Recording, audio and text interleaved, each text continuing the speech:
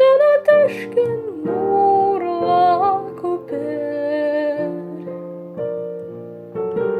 mallarga yol bular.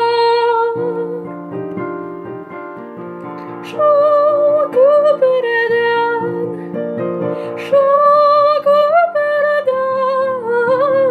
adashgan mehabete bara, adashgan mehabet bara, yazmış boylap kuvalar.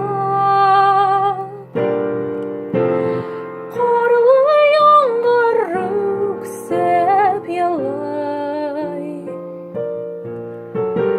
derizege sazalap.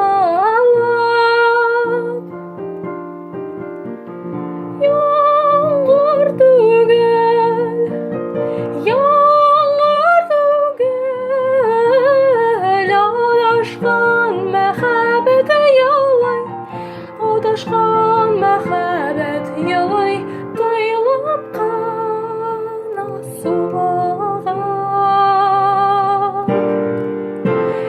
Yağmur tügel, yağmur tügel, adashgan mehabete yalay, adashgan mehabet yalay, tayılıp kana sulağa.